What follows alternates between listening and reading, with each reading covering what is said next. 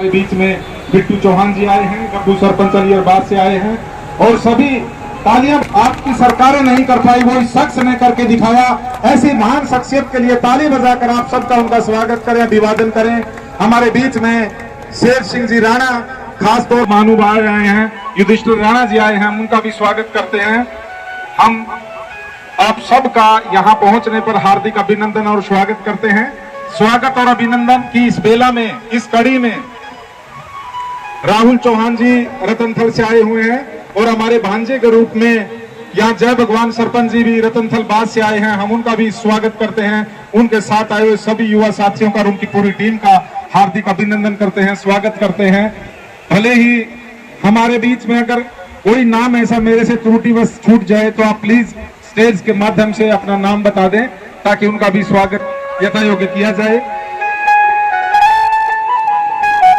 जगदीश परमार जी, सतपाल परमार जी रोहतक से आए हैं, डॉक्टर विजय सिंह पुंडीर रोहतक से आए हैं, खास तौर पर उनका अभिवादन है, स्वागत है।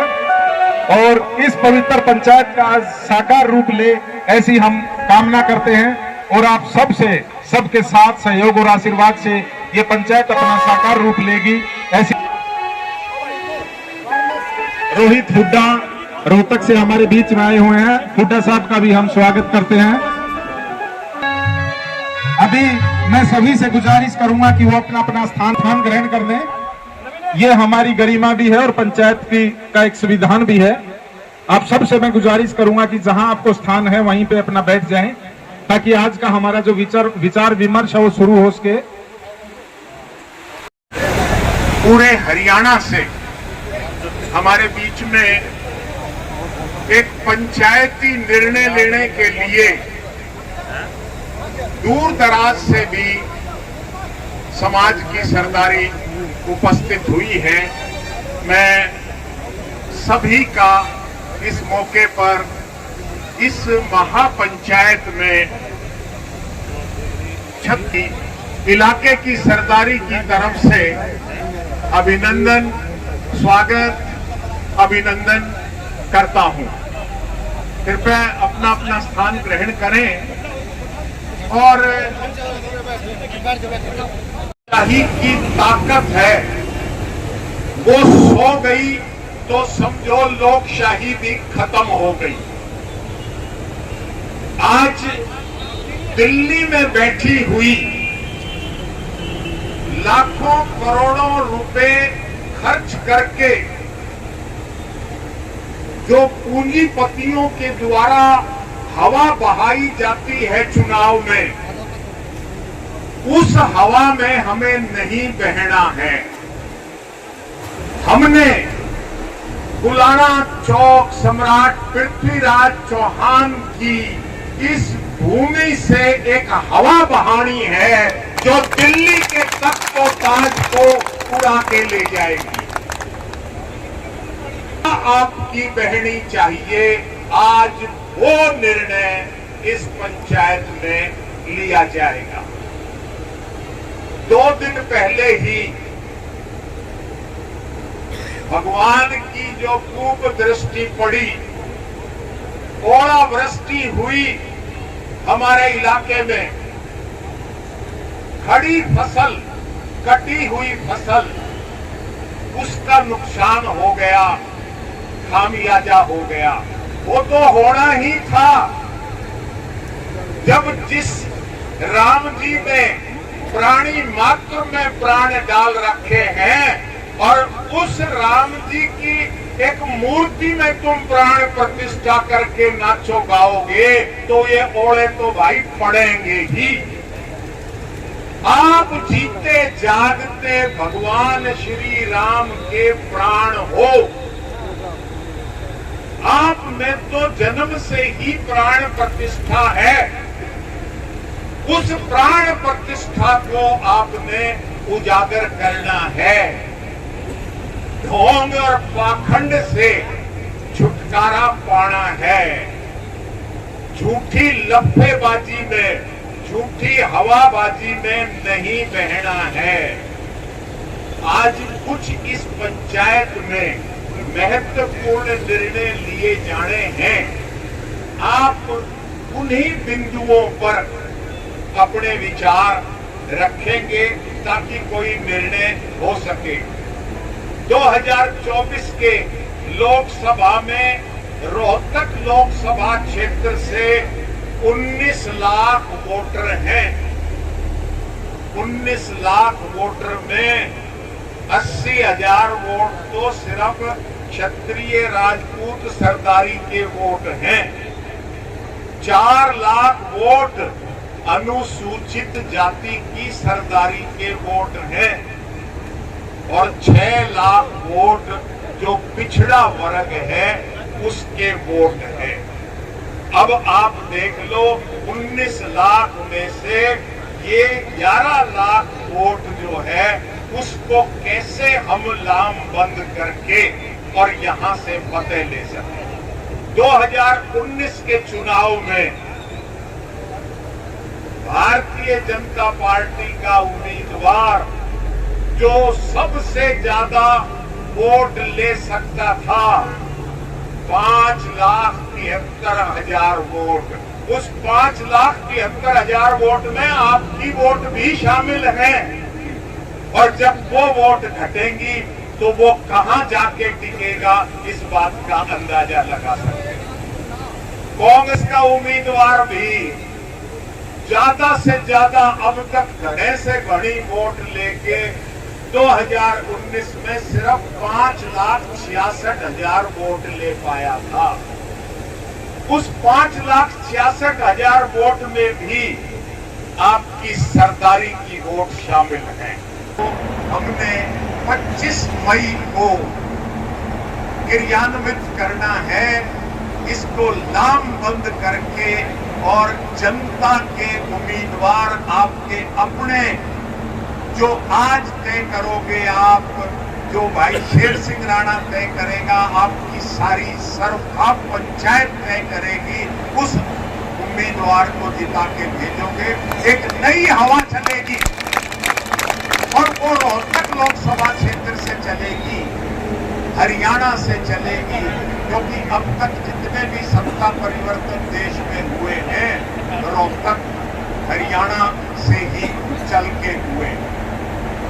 2019 में हरियाणा की 10 लोकसभा सीट हैं, लेकिन क्षत्रिय सरदारी की वजह से 2019 में 10 की बजाय 11 सीट आपने दी थी गाजियाबाद से वीके सिंह को जिता के। उस जनरल वीके सिंह का भी पत्ता काट दिया गया है। तो इन्होंने तो अपने अपशगुन अभी से शुरू कर दिए। 11 की तो 10 रह गई और 10 में से भी 6 सीटों पर तो बीजेपी को उम्मीदवार ही नहीं मिले। ईडी का, इनकम टैक्स का, सीबीआई का डंडा दिखा के मोटे पेट वाले सेठ साहूकार उनको किराए पे लिया है। 6 आदमी तो किराए पे आए हुए हैं और जिस दिन आप चमत्कार दिखा दोगे वो 6 आपके यहाँ पानी भरने आ जाए। इन सब चीजों को हम ध्यान में रखते हुए आप एक किसी निर्णय पर पहुंचेंगे। एक मिशन हमने शुरू किया हुआ है। 2026 में डिलिमिटेशन होना है। 2002 में पिछला डिलिमिटेशन हुआ था। पंचायत में और नगर पालिका में अनुसूचित जाति की सीटों का आरक्षण होता है रोटेशन से।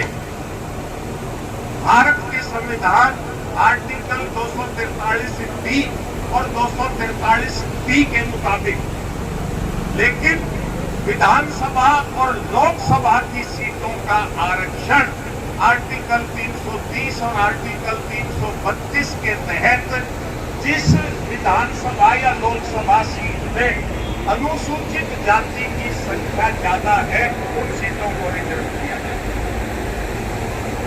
पिछले 75 साल से लगातार, क्योंकि आज जो ये कह रहे हैं देश में मोदी की गारंटी है, इस लोकशाही से पहले राजशाही में वो ठाकुर की गारंटी होती थी।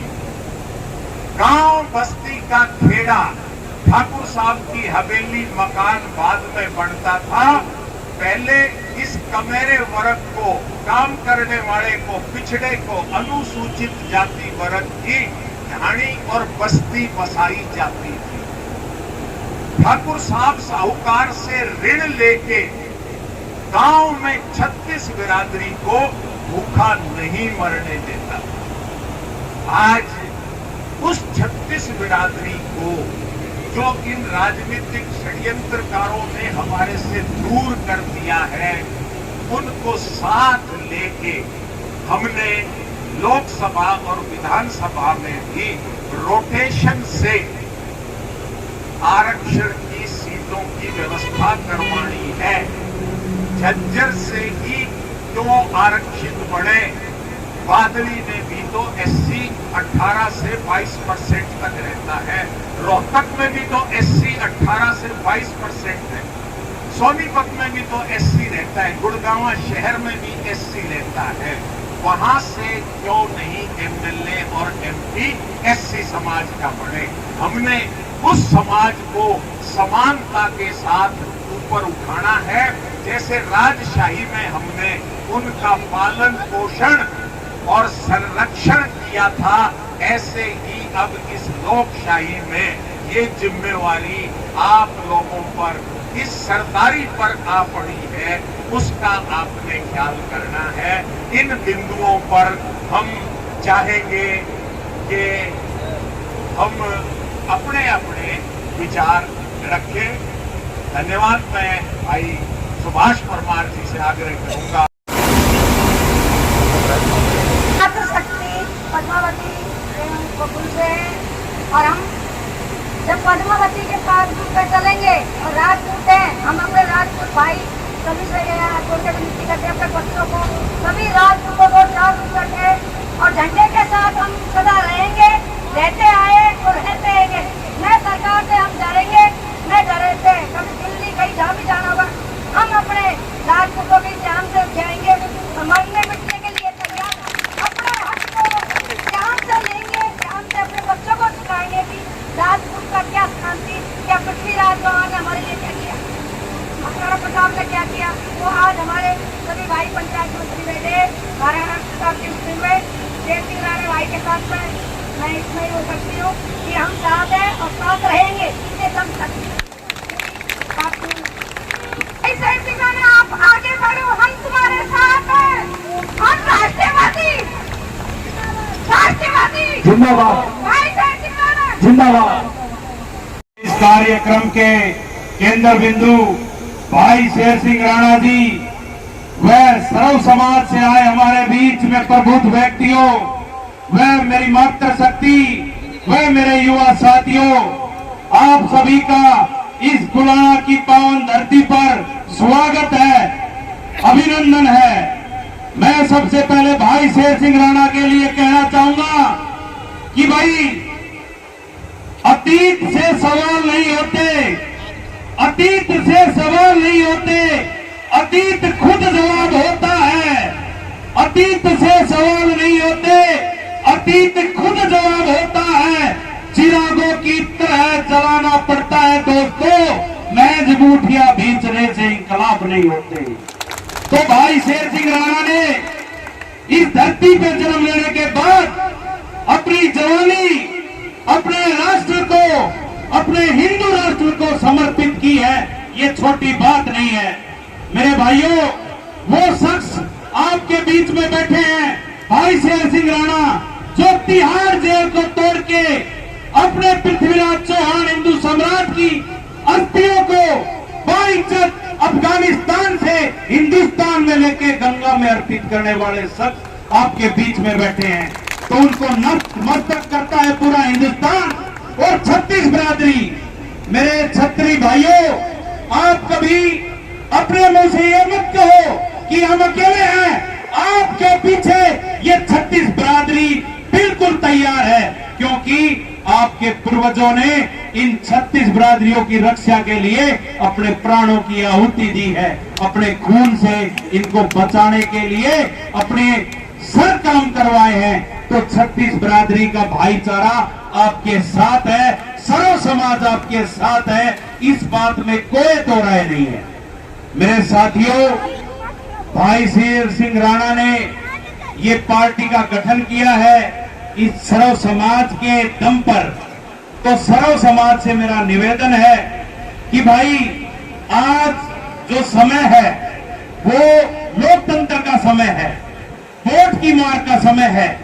जिस सरकार को इस 36 बिरादरी ने और राजपूत समाज ने 90-95% वोट दिया है, उस सरकार ने हमारे साथ हमेशा भेदभाव किया है, हमको नीचा दिखाने का काम किया है। तो मेरे साथियों, एक पढ़ लो और एक आगाज करो कि ये सरकार का तख्ता पलटने का काम करो और अपना झंडा और अपना डंडा आपके पास है, एकजुट होके सर्व समाज उसके साथ खड़ा हो। मेरे साथियों, मैं आप लोगों से कहना चाहूंगा कि लोकतंत्र का समय है, हम पहचान एक वोट से करा सकते हैं, एक वोट से पहचान करा सकते हैं, पर आप लोग जब वोट का समय आता है तो कोई किसी तालुका के बन जाता है, कोई किसी के समर्थन में चला जाता है और सर्व समाज आपका भरोसा खो देता है। सर्व समाज चाहता है कि छतरी बंधुओं आप आगे बढ़ो, हम आपके साथ हैं, क्योंकि कभी ऋण जिन्होंने दिया है, छतरी बंधुओं ने जो समाज को अपने प्राणों की आहुति दी है, 36 बिरादरी उनको भूल नहीं रही है, उनको याद है और वो आपके साथ है, कंधे से कंधा मिलाकर। बस आप आगे बढ़ो और समानता का एक चिन्ह बनाते चलो, सर्व समाज आपका साथ देगा। और मैं भाई शेर सिंह राणा से कहना चाहूंगा कि भाई आप आगे बढ़ते रहो, ये सर्व समाज 36 बिरादरी आपके साथ है, हमारा भाईचारा मजबूत है, 36 बिरादरी और हम सब एक है।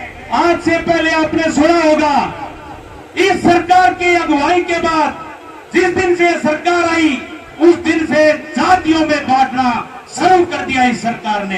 तो आप महसूस करो, आप समझो और गुलामी छोड़ो और अपनी वोट की ताकत से मार करो। मेरे साथियों, आज वोट का जमाना है, हर जगह इस सरकार ने अपने भाईचारे को बिगाड़ने का काम किया। कोई समाज आपका विरोधी नहीं है, ये सरकार आप आपस में फाड़ने का काम करती है। तो इनसे सावधान रहिए, सतर्क रहिए। मैं एक ही बात लास्ट में हम विचार खत्म करना चाहता हूं कि मेरे सर्व समाज के बंधुओं, आपके बीच में जो शख्स बैठे हैं, उन्होंने इस हिंदू राष्ट्र को बचाने के लिए लास्ट सम्राट हमारे पृथ्वीराज चौहान जी हुए, उनकी अस्थियां पाकिस्तान अफगानिस्तान से लाने की कोई सोच भी नहीं सकता। और तिहाड़ जेल के अंदर उस टाइम ये मौजूद थे, तिहाड़ जेल के अंदर बड़े बड़े टेररिस्ट भी थे उस टाइम। उन्होंने बहुत सी इनको ऐसे शब्द कहे जो इनको पीड़ा दी कि भाई तुम्हारे पृथ्वीराज चौहान की अस्थियां अफगानिस्तान में उनको अपमानित किया जाता है, तो इनके वो चीज बड़ी। उस टाइम इन्होंने अपने दिमाग और सूझबूझ से तिहाड़ जेल को, इनकी तिहाड़ जेल जो हिंदुस्तान की सबसे बड़ी जेल है, उसको तोड़ के और पृथ्वीराज चौहान की अस्थियां लाके अपने गंगा माता में अर्पित की। तो इससे बड़ा पुण्य और बहादुरी का काम नहीं हो सकता। ये शख्स किसी परिचय के मोहताज नहीं है मेरे साथियों। और ऐसे शख्स जब समाज की, सर्व समाज की अगुवाई करे तो सुनिश्चित वो रास्ता सफलता का है। जय हिंद, जय भारत। भाई शेर सिंह राणा। सभी को, इस पंचायत को मेरी तरफ से जय श्री गोपाल जी की। मैं तेजपाल सिंह भिवानी से, जैसे ही मुझे पता चला कि यहाँ पे एक बहुत बड़ी पंचायत होने जा रही है, हमने भी वहाँ पे विचार किया कि उन्हें इस पंचायत में जाना चाहिए। और जो चिंतन था, राजनीतिक चिंतन के ऊपर बात चल रही थी कि राजनीतिक चिंतन किया जाएगा कि हम किस प्रकार से हमें हमारे समाज का राजनीतिक तौर पर पतन किया जा रहा है। ये बड़ी अच्छी बात है कि ये पंचायत हुई है, पहले कुछ दिन पहले हुई थी यूपी में, अब अपने यहाँ पे हो रही है और आने वाले समय में हो सकता है आगे भी होगी। तो मुझे बहुत अच्छा लग रहा है कि सारे भाई, सारा समाज जगने लग रहा है। और जो हमारे दुश्मन है, जो हमें पतन की तरफ गिराने का कार्य कर रही है दूसरी पार्टियां, वो हमारे समाज से टिकटों को, सीटों को छीनती जा रही है, उसका विरोध हमें पुनर्जोर से करना पड़ेगा और हम करने लग रहे हैं, ये हमें दिख रहा है। लेकिन अब समस्या की बात ये है कि कैंडिडेट कौन हो, कैसा हो। सबसे महत्वपूर्ण बात यह है कैंडिडेट कौन हो, कैसा हो। सैकड़ों है हमारे भाई, लेकिन उनमें से छांटना पड़ेगा आपको। कौन है जो आपके साथ में रोड पे, सड़कों पे चलता जा रहा है? कौन है जो आपके लिए लट खा रहा है, जेल में जा रहा है, शेर सिंह राणा जी की तरह, जो दिन रात आपके लिए कार्य कर रहा है, 5 साल से लगे हुए हैं। तो उस पे आपको नजर दौड़ानी पड़ेगी, फिर जाकर मेरे हिसाब से तो निर्णय आप लियो उस पर, क्योंकि ये बड़ी महत्वपूर्ण बात है। इस विषय में मैंने देखा है राजनीतिक तौर पे उन्हें घूमते हुए, आपने नाम देखा होगा, इस तरीके से जानते हैं। शायद मैं चाहता हूं कि राणा साहब भी उन पर ध्यान दे। मेरा कहने का मतलब यही है कि राणा साहब इस बात पे बड़ी बारीकी से ध्यान दे कि कैंडिडेट वो होना चाहिए जो समाज के लिए हमेशा निरंतर प्रयास करता रहता है। बस यही बात मुझे कहनी थी। और एक बात और आपके दिमाग में मैं डालना चाहता हूँ, इस बात से मत घबराओ बिल्कुल भी कि क्या होगा क्या नहीं होगा। भिवानी में कुछ दिन पहले चुनाव हुए थे, बीजेपी को घुटने के बल दिया था, ये चीज ध्यान रखो आप। वही भिवानी से मैं कह रहा हूँ, आप सारे तैयार हो जाओ। ये पार्टियां न पार्टियां आपकी चौखट पे खड़ी मिलेंगी आने वाले अगले 5 साल में। अब तो जो होना था वो हो लिया, इनकी चिंता मत करो और खूब जोर लगा के सारे भाई प्रचार करो, भाई का प्रचार करो और शेर सिंह राणा जी के साथ चलो।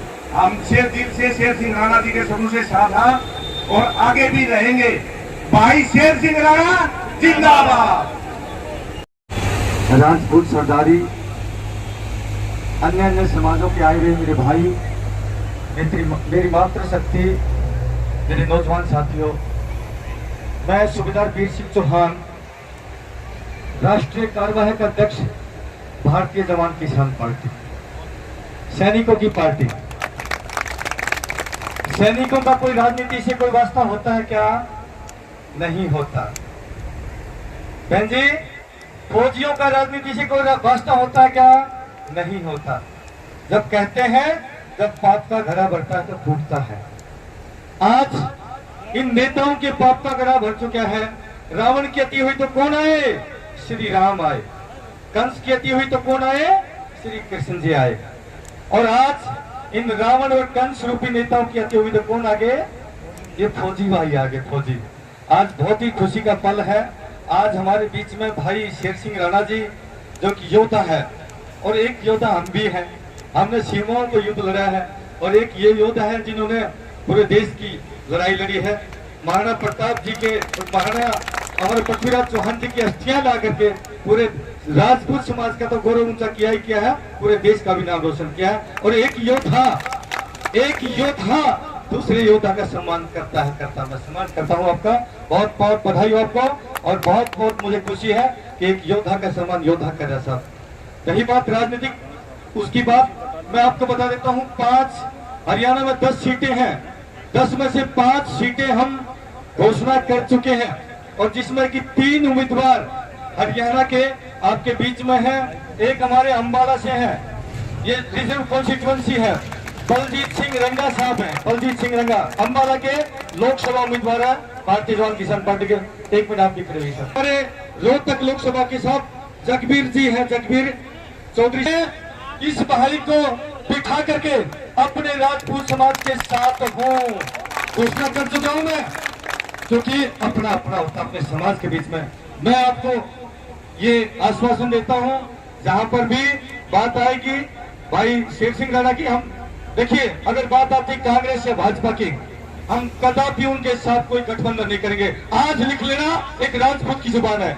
इन चोरों के साथ, इन डकैतों के साथ हम गठबंधन नहीं करेंगे, कभी नहीं करेंगे। ये वादा रहा है कि राजपूत का। हमने उदय सिंह परमार जी हैं आपके जिला अध्यक्ष, मैंने बात करी थी, रीति करी थी, मैं भाई ठीक है, एक योद्धा है योद्धा, और हम सम्मान करते हैं, हम उनको उनके साथ मिल सकते हैं। तो यही बात है कि नहीं, बड़ी बात है। बहुत बहुत धन्यवाद। आपने बहुत ही कम समय दिया, बोलना तो चाहता था। अंत में की बात कहूंगा साथियों, सैनिक की कोई जात धर्म नहीं होती। सैनिक जब सीमा पर खड़ा होता है और जब सामने दुश्मन की गोली होती है और मेरे पीठ पीछे मेरा प्यारा वतन होता है, वतन, तब सैनिक संकल्प लेता है। और संकल्प क्या होता है? और संकल्प होता है फिक्र नहीं मर जाने की, मिट जाने की, फिक्र नहीं मर जाने की, मिट जाने की, अन्याय नहीं होने देंगे, और जब तक सांसी सीने में आए मेरे प्यारे वतन, तेरा शीश कभी न झुकने देंगे। यही संकल्प हमारे राजपूत बिरादरी का है। सदैव आप लोगों ने देश की लड़ाइयां लड़ी हैं, और बहुत सौभाग्य की बात है कि आज मैं अपनी चौहान इस धरती पर हूँ। बहुत बहुत धन्यवाद सभी का। जय हिंद, जय भारत, धन्यवाद। जज्जर की तरफ से राम राम, जय हिंद, जय भारत। मैं दो ही बात रखूंगा, ज्यादा रखूंगा नहीं। दो नारे लगवाऊंगा, जोश से लड़ना, ताकि आपकी पंचायत का इस दुनिया में मैसेज आए। भारत माता की या जय भाई नहीं जा सकती दोस्तों, हाथ उठा के बोल, भारत माता की, भारत माता की, भारत माता की। बहुत बहुत धन्यवाद सभी राजपूत भाइयों का। मैं तहे दिल से स्वागत करता हूं। हमारे भाई ने एक जिक्र किया कि दुश्मन से लड़ना है। दुश्मन से हमने, हमारे भाई एक ही थे, दो उसके साथी थे, दो बहन थी अरुणाचल प्रदेश में, जो कि चीन के दांत खट्टे कर दिए थे, और वहां पूजा जाता है वो हमारा सैनिक, और उसको रैंक भी दिया जाता है। ऐसा नहीं है, तब तक वो रहे जब तक चीन की हालत ठीक नहीं थी। नहीं, वो बोलता था और कहता था 24 घंटे दे दो, चीन के खट्टे दांत कर दूंगा। जय हिंद, जय भारत, जय किसान एकता, जय जवान एकता। ये मतलब अपना जो कैप्टन साहब ने, वीर सिंह साहब ने बताया कि जय जवान जय किसान पार्टी के रोहतक से उम्मीदवार ये घोषित कर चुके थे, और वो उम्मीदवारी आज इस महापंचायत में इन्होंने 36 बिरादरी की महापंचायत में वापस ली। जो सबसे पहले तो मैं कैप्टन साहब का भी और जगबीर साहब का भी बहुत बहुत तहे दिल से इस पंचायत की तरफ से आभार अभिनंदन व्यक्त करता हूं। जगबीर साहब ने जो वहां अरुणाचल प्रदेश और में जसवंत सिंह साहब के उस बलिदान की और पराक्रम की बात कही, इस इलाके के शौर्य और पराक्रम की। अभी एक कैंडिडेट की हमारी बात हो रही है, लेकिन मैं चाहूंगा कैंडिडेट हम कोई भी दें, कुछ मुद्दे भी हम तय करें, उन मुद्दों पर चुनाव लड़ा जाए, ना कि कैंडिडेट के चेहरे पर।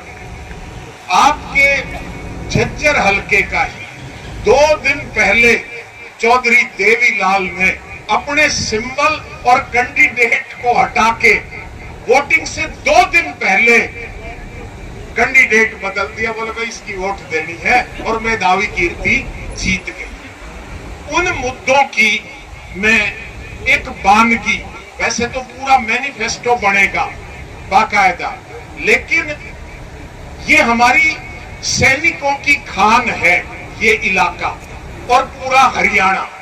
जय जवान जय किसान की बात आई। 1962 में ही जो राणा साहब ने चित्तौड़गढ़ के शाखा जौहर की बात बताई, ऐसा ही रेजांगला पोस्ट पर 13 Kumaon Charlie company major Shaitan Singh Bhati की कमांड में 124 जवानों की टुकड़ी और चाइना की पूरी ब्रिगेड, 3000 चाइनीज, मतलब एक रो में लगातार आए। पीछे से सारा कनेक्शन कट गया। 18,000 फुट की ऊंचाई रेजांगला पोस्ट की। वहां सर्दी हो गर्मी हो 12 महीने बर्फीली तूफान आंधियां चलती हैं। 17 नवंबर को कम्युनिकेशन गैप कट ऑफ हो गया। 17 नवंबर से पहले 62 में हमारी कोई तैयारी नहीं थी। हम हिंदी चीनी भाई भाई के मुगालते में जी रहे थे कि भाई विड्रॉ करो विड्रॉ करो विड्रॉ करो। 20 अक्टूबर 1962 को नेफा से लड़ाई शुरू होके 18 नवंबर को रेजांगला पोस्ट पर जाके टिकी। वहां सी कंपनी अहीर कंपनी थी, मेजर शैतान सिंह भाटी जोधपुर के, वो उसकी कमांड कर रहे थे। मेजर साहब ने कंपनी को बुला के पूछा, बताओ भाई पीछे से कोई हेल्प नहीं आ रही, हमें विड्रॉ करना चाहिए या हमें लड़ना चाहिए। सबने इस इलाके के उन रणबांकुरों ने कहा कि साहब अब तो रण होगा, मरेंगे या विजय होगी। और सबने तय किया कि हम लड़ेंगे। और वो आज भी विश्व की लड़ाइयों में सर्वश्रेष्ठ लड़ाई गिनी जाती है, रेजांगला की लड़ाई। 124 की कंपनी ने 1300 आदमी तो चाइना ने माना कि हमारे वहां रणखेत हुए हैं। एक एक ने 10-10 को मारा, एक एक ने। वो लता मंगेशकर जब देश में थी दिवाली, वो खेल रहे थे होली। अक्टूबर में नवंबर में दिवाली का मौसम है। उन्होंने जो पराक्रम और वो शहादत दी, उसको ध्यान में रखते हुए जो इस मौजूदा सरकार ने फौज में अग्निवीर पैदा कर दिए, 4 साल के बाद रिटायर कर दिए, तो एक तो हमारा पहला मैनिफेस्टो होगा, अग्निवीर को खत्म किया जाएगा। इसके साथ साथ हमारा दूसरा मैनिफेस्टो होगा कि अब लोकशाही है, रजवाड़ा नहीं। दादा भी एमएलए एमपी, बाप भी एमएलए एमपी, पोता भी एमएलए एमपी, और फिर उसकी बहू भी और फिर उनके बालक भी। इस परिवारवाद को खत्म करेंगे। किसी भी पार्टी से कोई आएगा उसको गांव में बस्ती में नहीं घुसने देंगे। तीसरी बात, वित्त मंत्री निर्मला सीतारमण, जो राणा साहब ने अभी बताया कि 95 लाख की एक इलेक्शन कमीशन ने वो रिपोर्ट दी है, लेकिन अभी पिछले दिनों अखबार में, भास्कर अखबार में आया था कि एक्चुअल में जो खर्चा होगा ना ईमानदारी से 1 करोड़ 2 लाख रुपए खर्च होगा, सही मायने में तो अगर चले तो। निर्मला सीतारमण जो कहती है कि हम विश्व गुरु बनेंगे और देश को आर्थिक नीतियां बहुत आगे जा रही हैं, ऊंची जा रही हैं, उसने हाथ खड़े कर दिए दोनों, बोले मेरे पास 95 लाख रुपए नहीं है, मैं चुनाव नहीं लड़ूंगी।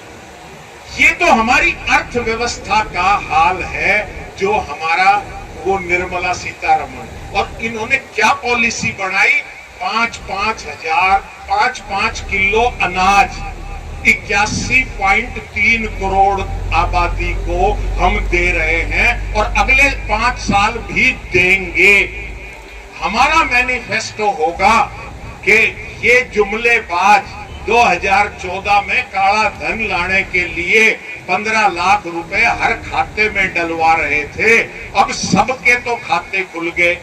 और हरियाणा में पोर्टल सिस्टम बता रहा है कि 71 लाख हमारे परिवार पहचान पत्र बने हैं। 71 लाख में से 36 लाख बीपीएल के परिवार पहचान पत्र हैं।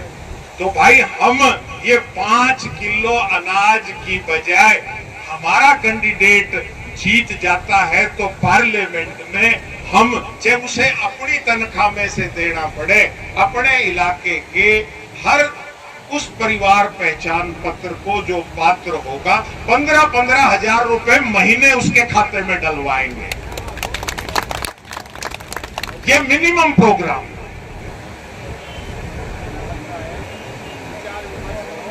हम बात इसमें रखना चाहते हैं।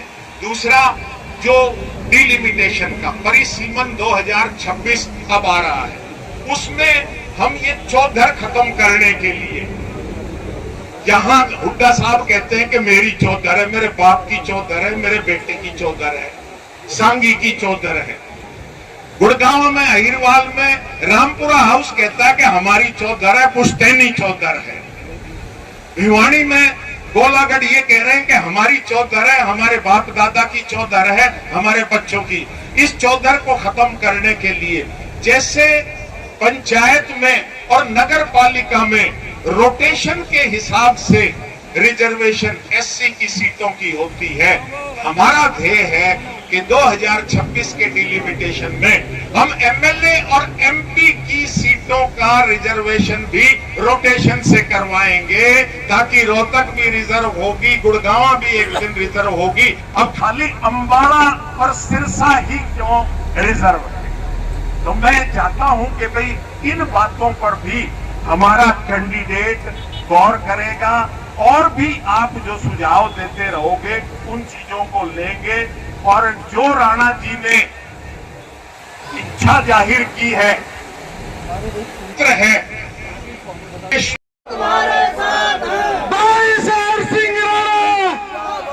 राष्ट्रवादी जनता पार्टी, राष्ट्रवादी जनता पार्टी जिंदाबाद। भाई सभी से अनुरोध, एक बार बैठ जाओ, बैठ जाओ, बहुत कुछ घोषणाएं होनी है, अभी बैठ जाओ एक बार, हाथ जोड़ के विनती। आप संघर्ष करो भाई, राकेश तंवर आप संघर्ष करो भाई, राकेश तंवर आप संघर्ष करो। राष्ट्रवादी जनता पार्टी, राष्ट्रवादी जनता पार्टी। भाई महनपाल मातलपुर ने भाई राकेश तंवर को कैंडिडेट बनाने पर 21,000 रुपए की घोषणा करी है चुनाव के लिए।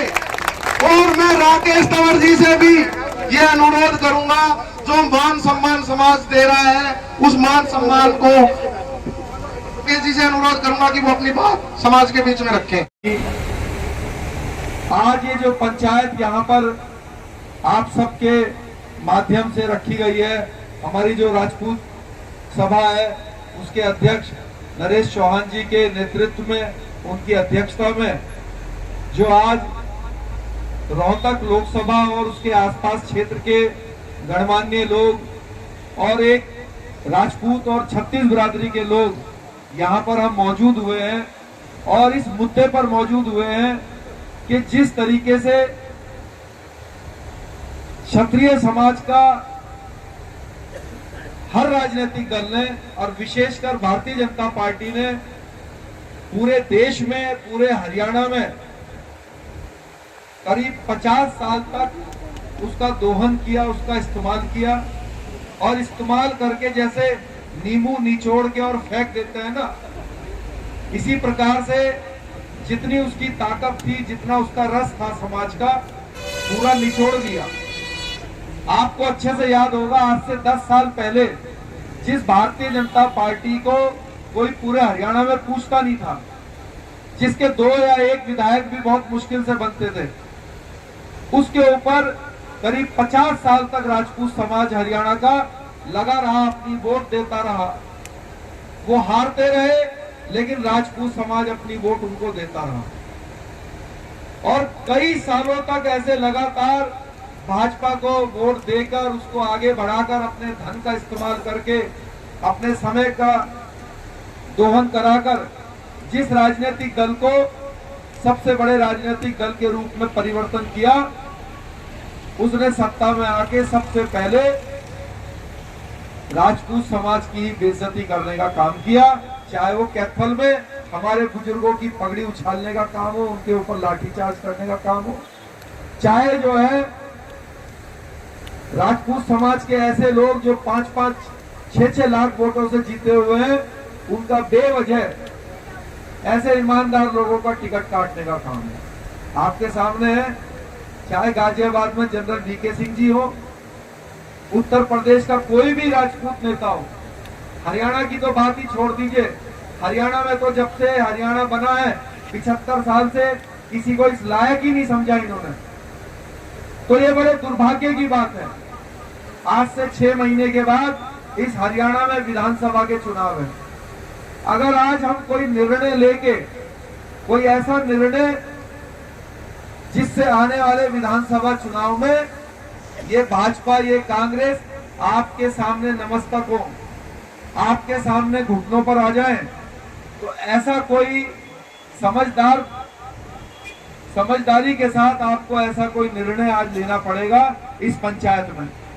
यहाँ पे समाज के प्रतिष्ठित लोग बैठे हैं, बुजुर्ग लोग बैठे हैं। मैं आज आपको एक बात इसमें बताना चाहूंगा। ये बात हो सकता है आपको किसी ने ना तो कभी बताई होगी अभी तक, और ना ही आपका कभी उस तरफ ध्यान गया होगा, विचार गया होगा। वो क्या बात है? आप सब जानते हैं कि देश में जितने भी राजनीतिक दल हैं, जब आप उनका नाम लेंगे तो दुर्भाग्य यह है कि नाम लेते ही उनकी जाति या उनका धर्म या क्षेत्र उसके अंदर से निकल के आ जाता है। अगर मैं यहाँ पे बहुजन समाज पार्टी का नाम लेता हूँ तो तुरंत मस्तिष्क में जो है एक जाति विशेष का आ जाता है कि भाई ये तो उनकी पार्टी है। समाजवादी का नाम लेता हूँ तो आ जाता है, आरएलडी का नाम लेता हूँ, लोकदल का तो आ जाता है। किसी भी राजनीतिक दल का नाम लेते हैं तो मस्तिष्क में जो है कुछ विशेष लोगों का या जाति का या क्षेत्र का ध्यान मन में आता है।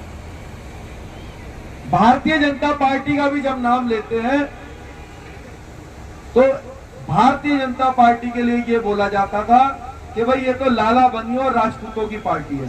बोलते थे कि नहीं? बताओ क्या बोलते थे बीजेपी के लिए? कि भाई ये तो लाला बनियों और राजपूतों की पार्टी है। 10 साल पहले भारतीय जनता पार्टी को ये लगा कि भाई इन लाला बनियों और राजपूतों को तो जितना निचोड़ना था निचोड़ लिया 50 साल में, और इनकी जनसंख्या भी राजपूतों की विशेषकर उतनी ज्यादा नहीं है जितनी जो है दूसरे जो वर्ग है उसकी जाति की या उस वर्ग की जनसंख्या है।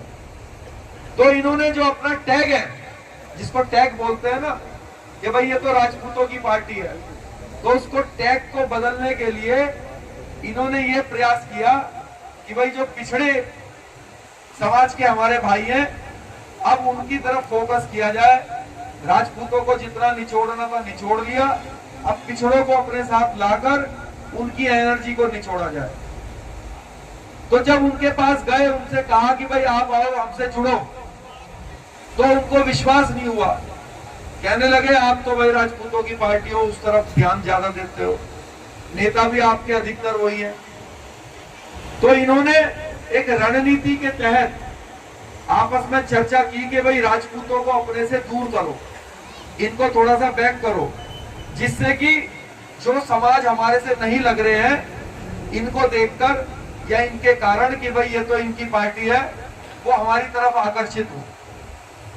अब इन्होंने आपको दूर करना शुरू किया, ना टिकट दिए, ना आपकी मेहनत का कोई जो है आपके परिश्रम का कोई आपको फल दिया, लेकिन फिर भी कुछ लोग साथ में लगे रहे।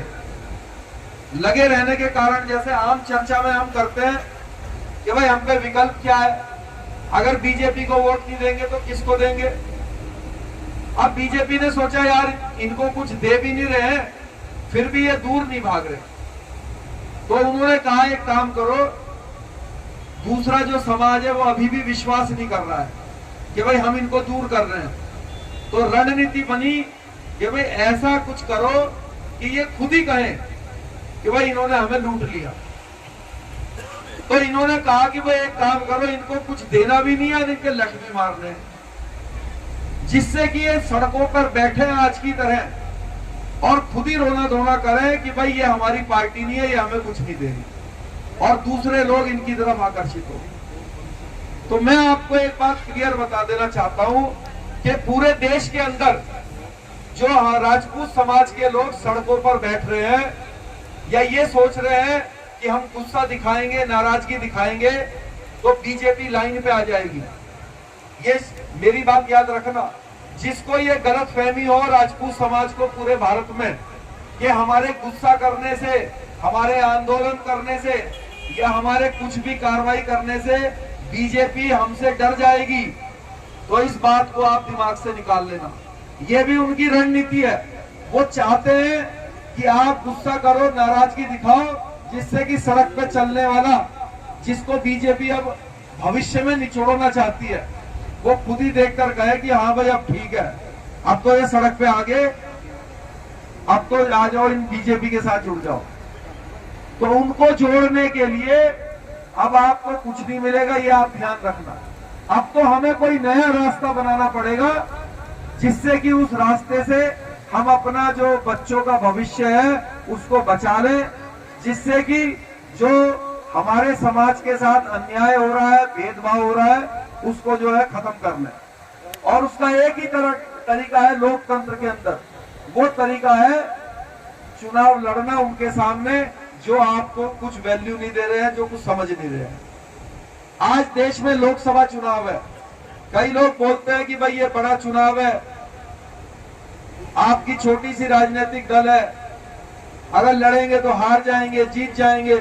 हमारे फौजी भाई यहाँ बैठे हुए हैं, इन्होंने अपने जीवन में कई युद्ध लड़े होंगे, और जब ये युद्ध लड़ने के लिए गए होंगे तो आप मुझे बताओ, क्या युद्ध से पहले अगर ये आपस में चर्चा करने लगे कि यार पाकिस्तान के तो 10,000 सैनिक हैं, हम तो 500 ही है, एक काम करो ये जो चोटी है ये पाकिस्तान वालों को सुपुर्द करके पीछे चलो, क्या ये ऐसा करेंगे? अगर करेंगे तो क्या कहलाएंगे? कायर कहलाएंगे। तो जो योद्धा होता है, कोई भी योद्धा युद्ध में जाने के समय हार जीत की चिंता नहीं करता। अगर वो हार जीत की चिंता करता है, ना वो कौम योद्धा है ना वो व्यक्ति योद्धा है।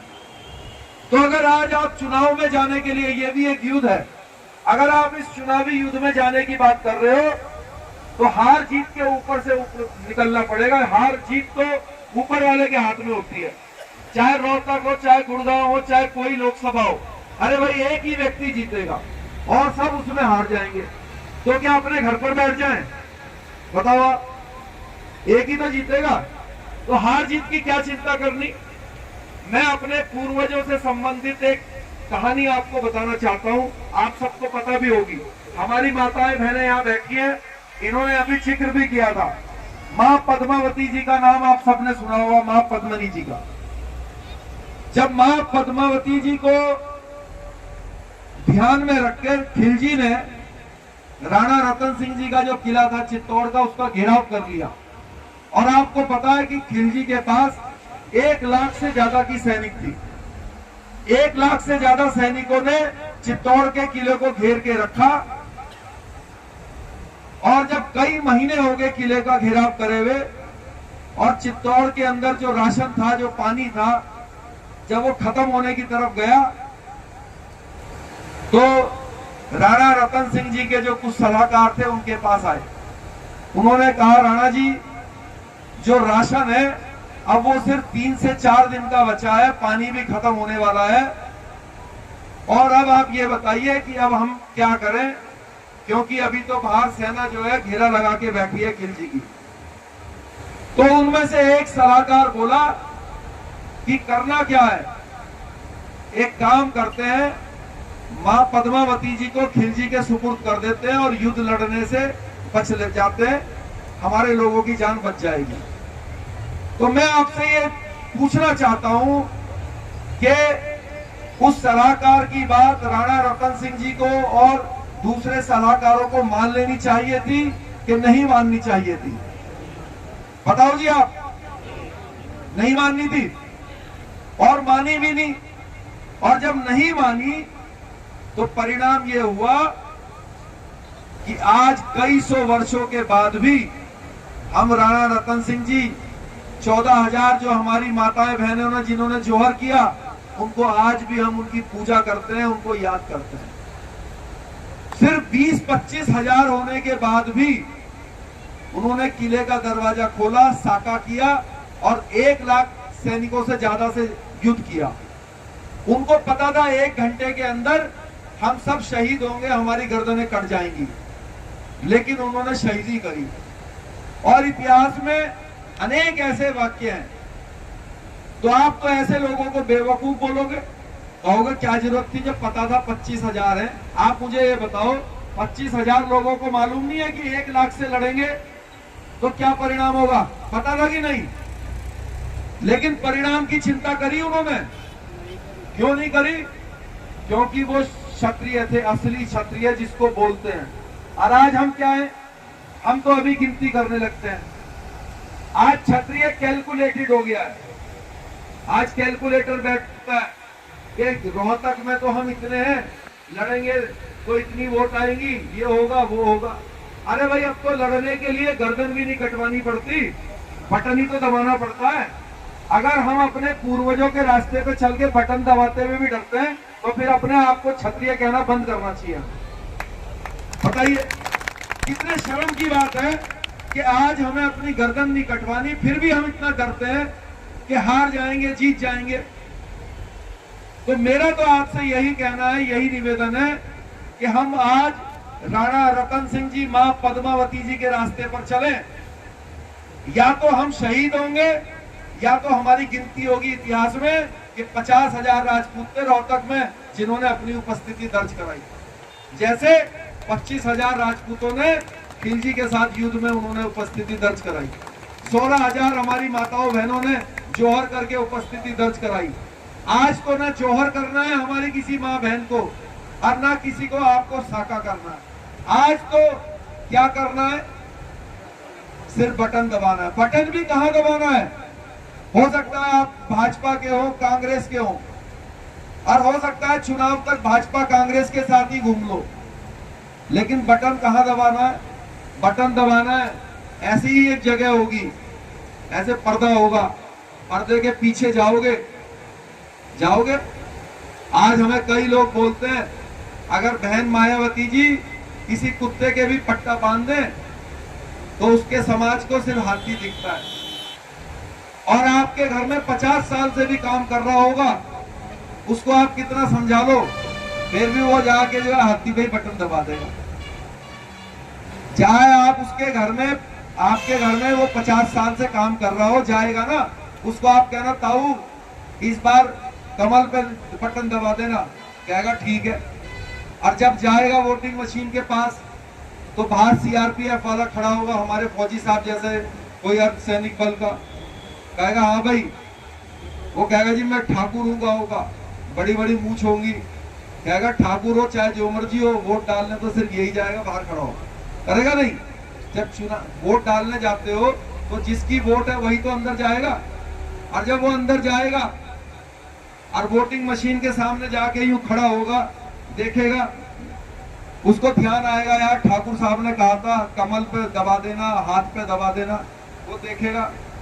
लेकिन फिर उसके अंदर उसका जो जमीर है वो जागेगा, स्वाभिमान जागेगा, और जैसे ही हाथी के पास आएगा उसको दबा देगा। सोचेगा ठाकुर साहब के पिताजी को भी नहीं पता कहां दबाया, पता है किसी को? बाहर आएगा, कहेगा ठाकुर साहब जहां कहा था, जो कहा था वही कर दिया। अब ठाकुर साहब को क्या पता क्या कर दिया। तो भाई अगर किसी को डर लगता है, कोई भाजपा कांग्रेस का गाजर अध्यक्ष हो, मूली अध्यक्ष हो, और हो सकता है उसको बेचारे को मूली गाजर बेच के खाने से मोटरसाइकिल छूट जाती है उसकी, अगर उसको वाकई में डर लगता है मान लो, तो डरते रहो, कोई दिक्कत नहीं है। लेकिन कम से कम वोटिंग मशीन के सामने खड़े होके तो अपना स्वाभिमान जगा लो। वहां तो किसी को पता नहीं चलेगा दुनिया में किसको वोट दे के आए, बताओ चलेगा पता जी? अरे भाई वोटिंग मशीन के सामने जाओ, अपनी चारपाई पे बटन दबा दो, बाहर आके जिससे कुछ लिया दिया भी हो उसको कह दो हाँ जी कर दिया, कोई दिक्कत नहीं। बताओ उसको क्या पता? भाई राजनीति है ये, और क्षत्रियों ने सबसे ज्यादा राजनीति करी देश में। लेकिन दुर्भाग्य देखो कि आज सिर्फ दूसरों की चटाई बिछाने के लिए हम मजबूर होना पड़ रहा हूं। तो आज आपने फैसला करना है, और मेरे को इन्होंने ये आदेश दिया है कि भाई आप ये तय कीजिए, तो तय तो देखिए आप ही करेंगे, पंचायत है ये। मैं इस पंचायत का एक आपकी तरह ही एक अंग हूं, आपका बच्चा हूं, भाई हूं, छोटा बड़ा भाई हूं, किसी का छोटा भाई हूं, तो मैं भी आपका हिस्सा हूं। लेकिन मैं फौजी भाइयों से भी, उन्होंने फौजी भाई साहब ने भी अपने दिल की बात रखी और मैं उनका बहुत धन्यवाद करता हूं कि रोहतक के लिए जो उन्होंने पेशकश हमारे को दी, मैं उनका बहुत दिल की गहराई से बहुत धन्यवाद करता हूं। देखिए, राजनीति और रणनीति, राजनीति एक युद्ध है और इसमें रणनीति बनानी पड़ेगी इस युद्ध को जीतने के लिए। तो चुनाव लड़ने के लिए जो एक अनिवार्य चीज है, जो मैं नहीं कह रहा हूं, जो भारत सरकार कह रही है, जो एक मुख्य जरूरत है चुनाव लड़ने के लिए, वो सबसे पहली जरूरत है पैसा। इस पैसे ना होने के कारण ही समाज के अच्छे लोग भी राजनीति से वंचित हो जाते हैं और जो बेईमानी करके और गड़बड़ करके जो उल्टे सीधे तरीके से पैसे बना लेते हैं, वो लोग जो है सांसद बन जाते हैं, विधायक बन जाते हैं। हम आपस में गालियां भी देते हैं कि यार ये कैसे दुष्ट आदमी सांसद बन गया, विधायक बन गया। लेकिन भाई मजबूरी है, अब इसका कोई तोड़ नहीं है, क्योंकि जब चुनाव व्यक्ति लड़ेगा तो जो उसके कार्यकर्ता होंगे भाई वो पूरे दिन मेहनत करेंगे, तो चाय भी पिएंगे, रोटी भी खाएंगे। अब पैदल तो जाओगे नहीं 100 किलोमीटर, उसके लिए गाड़ियां भी चाहिए, गाड़ियों के अंदर तेल भी चाहिए। तो ये तो युद्ध है। हमारे पूर्वज जब युद्ध लड़ते थे, महाराणा प्रताप जी युद्ध लड़ने में क्यों कामयाब हुए कि भामाशाह ने उनको पैसे की हेल्प कर दी, तो तलवार खरीद ली, ढाल खरीद लिए, घोड़े खरीद लिए। तो ये भी युद्ध है। इस युद्ध के अंदर गाड़ियां भी चाहिए, बैनर भी चाहिए, पोस्टर भी चाहिए, झंडे भी चाहिए, डंडे भी चाहिए। और सरकार आज ये कह रही है कि 95 लाख रुपया लीगल है, लीगल जायज है, लीगल है 95 लाख रुपए एक लोकसभा चुनाव में खर्च करना। यानी कि 95 लाख रुपया तो खर्च करना ही पड़ेगा। अगर आपको ये मैसेज देना है कि हम चुनाव लड़े हैं, अगर ऐसे ही है कि भाई नाम आगे लिखवा दिया और अपना 200 वोट निकल गई, क्योंकि देखो इसमें वोटर की गलती नहीं है भाई, वोटर को ये पता चले कि हम चुनाव लड़ रहे हैं, इसके लिए गाड़ी से उसके पास जाना पड़ेगा, पोस्टर लगाना पड़ेगा कि नहीं? तो पोस्टर तो पैसों में बनेगा, गाड़ी तो पैसों में चलेंगी, तो पैसा खर्च होएगा। तो मैं आपसे ये चाह रहा हूं कि हम एक ऐसा प्रत्याशी यहां पर लाए जिसके पास ईमानदारी का धन हो, चाहे वो 95 लाख ना हो, चाहे वो 10 लाख हो, 20 लाख हो, जो भी वो ईमानदारी का पैसा खर्च कर सकता है, जिससे कि जब हमारा सब उस पर मेहनत करें और वो सत्ता में आए तो वो बेईमानी करने की उसको जरूरत ना पड़े। क्योंकि बेईमानी का पैसा लगाएगा तो बेईमानी सबसे पहले करेगा कि नहीं? तो मेरे मन में, मैंने इस पंचायत से पहले बिट्टू चौहान जी यहाँ बैठे हैं, हमारे पिता समान है नरेश चौहान जी, वो भी बैठे हैं, और भी यहाँ कई मुख्य लोग बैठे हैं, समाज के प्रतिष्ठित लोग। उनसे हमने बैठकर अलग अलग उस पर चर्चा की है और हमने यही चर्चा करके उसका एक जो निष्कर्ष तो नहीं मैं बोल सकता, निष्कर्ष तो आप निकालेंगे, लेकिन शुरुआती जो एक बात उसमें से निकल के आई वो ये निकल के आई कि भाई हम एक ऐसे व्यक्ति को सामने लाए चुनाव लड़ने के लिए जो पढ़ा लिखा हो, सामाजिक हो और अपने ईमानदारी के पैसों से ज्यादा नहीं तो कम से कम 30, 40, 50 लाख रुपए लगाने के लिए सक्षम हो। जब वो 50 लाख रुपए लगाएगा तो हम भी अधिकार से समाज से ये प्रार्थना करेंगे कि भाई वोट के साथ साथ नोट भी चाहिए आपको। भाई वोट के साथ नोट तभी तो बोल सकते हैं जब पहले तो 2 बीज खुद लगाने पड़ेंगे। अगर जो हम ये चाहेंगे कि भाई सारे आपकी जेब से ही आ जाएं या मेरी जेब से ही आ जाएं, तो ऐसे तो चलेगा नहीं। अगर कोई 50 लाख लगाएगा तो समाज भी 50 लाख लगाएगा। भाई आधे में समाज और आधे में व्यक्ति हो तब तो बात ठीक है। अगर बारात चलेगी तो आधा रोल दूल्हे का हो तो आधा बाराती भी झेल ले। सही बात है नहीं भाई? तो भाई अब मुझे यहाँ पर जितने लोग बैठे हैं, या हमने जो एक सर्वे करवाया है, हम बता दें आपको, हमने एक सर्वे भी करवाया है, रोहतक लोकसभा के अंदर भी कराया है, दूसरी लोकसभाओं के अंदर भी सर्वे कराया है। हमारे हुड्डा साहब यहाँ बैठे हुए हैं, ये हमारे पार्टी के युवा के वरिष्ठ पदाधिकारी हैं।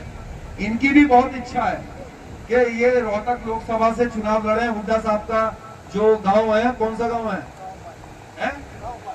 बाली, हाँ बाली गांव है। ये राष्ट्रवादी जनलोक पार्टी के पदाधिकारी हैं 5 साल से पिछले। हुड्डा साहब की भी इच्छा है। हमने जो है राकेश तंवर जी यहाँ बैठे हुए हैं, राकेश तंवर जी से भी मैं एक बार निवेदन करूंगा, वो भी एक बार खड़े हो जाएं। राकेश तंवर जी से भी हमारी इस बारे में चर्चा हुई। हमारे बीच में जो है हमारे पार्षद का चुनाव लड़े थे हमारे भाई हैं, वो भी हमारे बीच में बैठे हुए हैं। तो ऐसे कई गणमान्य लोग हैं जिनकी इच्छाएं हैं कि भाई वो चुनाव लड़े या फिर आगे समाज उनके आगे बढ़ाए, तो वो तैयार हो जाएंगे। तो देखो, तय तो आप कीजिएगा। मैं सभी जो हमारे यहाँ भाई हैं सबसे परिचित भी हूं। मेरी इच्छा खुद की इच्छा तो नहीं है, लेकिन जो मेरे जांचे परखे भी हैं और जो सक्षम भी हैं, देखो वो तो है राकेश तंवर जी, मेरा भाई है ये हुड्डा जी, इनके भी मन की इच्छा है। लेकिन मैं हुड्डा भाई को भी जानता हूँ, हुड्डा भाई बहुत मेहनती है, कर्मशील है, लेकिन अभी युवा होने के कारण जो है वो अभी उतना बड़ा बजट जो है, मुझे ऐसा लगता है कि अभी उतना बड़ा बजट का वो बंदोबस्त ना कर पाए शायद। एक सेकंड, राकेश तंवर जी के पारिवारिक में आपको थोड़ा बैकग्राउंड बता दूं। राकेश तंवर जी के जो दादाजी थे, ग्रैंडफादर, वो हमारे महेंद्रगढ़ के विधायक थे। महेंद्रगढ़ से आज तक एक ही राजपूत विधायक बने हैं, वो राकेश तंवर जी के सगे दादाजी थे। तो राकेश तंवर जी की राजनीतिक पृष्ठभूमि है और बहुत ईमानदार और बहुत सभ्य इनके दादाजी ने अपना राजनीतिक जीवन जिया। और क्योंकि एक पुश्तैनी अच्छा परिवार होने के कारण तो एक अच्छी आर्थिक कंडीशन भी राकेश तंवर जी की है। मैंने इनसे प्रार्थना की, मैंने कहा भाई आप महेंद्रगढ़ में ऐसा खर्च कर रहे हो, समाज को अगर, क्योंकि लोकसभा चुनाव में ये कोई जरूरत नहीं होती कि आप इधर के हो कि उधर के हो। ये जो मौजूदा सांसद है, कभी सोनीपत से सांसद रहा, कभी करनाल से रहा, कभी यहाँ से रहा। तो लोकसभा चुनाव में ये नहीं है कि भाई यहीं का ही हो तभी बात। लोकसभा चुनाव में तो आपका विश्वसनीय व्यक्ति होना चाहिए और ऐसा व्यक्ति होना चाहिए जो आपके जब चुनाव लड़ा जाए तो जो जायज खर्चा है उसको वहन कर ले, और समाज के को उसके ऊपर विश्वास होना चाहिए कि वो बिके ना। ये भी देखना है भाई, वो बिके ना, डरे ना, क्योंकि आजकल तो ईडी और सीबीआई साथ लेके घूमती है बीजेपी, ये यूं के ईडी यूं के ये सीबीआई, तो ये भी देखना है। अब नरेश चौहान जी और हमारे जैसे, तो हम तो भाई फक्कड़ आदमी, हम तो ना ईडी ना सीबीआई, हम तो नहीं डरते। तो जिसके पास भाई करोड़, 2 करोड़, 10 करोड़ है, वो थोड़ा सा विचार करता ही है। समाज में कई लोगों के पास धन की कोई कमी नहीं है, लेकिन वो डर जाते हैं, कहते हैं तेरी फैक्ट्री बंद करा देंगे, तेरा ये कर देंगे। तो राकेश तंवर जी से मैंने बात करी, राकेश तंवर जी ने मुझसे ये कहा कि आपके कहने से और समाज की अगर ईमानदारी से समाज लोटे में नमक डाल के मेरा साथ देने के लिए तैयार करेगा, तो 50 लाख रुपया मैं चुनाव में खर्च करने के लिए तैयार हूं। 50 लाख रुपए का इन्होंने हामी भरी, और जो 50 लाख ये खर्च करेंगे तो भाई 45 लाख समाज भी दे दे तो 95 लाख हो जाएंगे सरकार के, ठीक है नहीं? तब तो मजबूत चुनाव लड़ोगे। देखो ये एक बीज है, बीज समझ लेना, 95 लाख का एक बीज लगा रहे हो। ये बीज लगेगा ना रोहतक में, ये नरेश चौहान जी के कारण लगेगा, और इस बीज से मुश्किल से 4 महीने के बाद, जब 5 महीने बाद विधानसभा चुनाव होंगे, यही बीजेपी कांग्रेस आपके पैरों में डोल जाएगी और कम से कम 10 टिकट देगी। आप देगी कि नहीं बताओ? लेकिन ऐसे नहीं देगी कि हम गुस्सा है, हम नाराज है।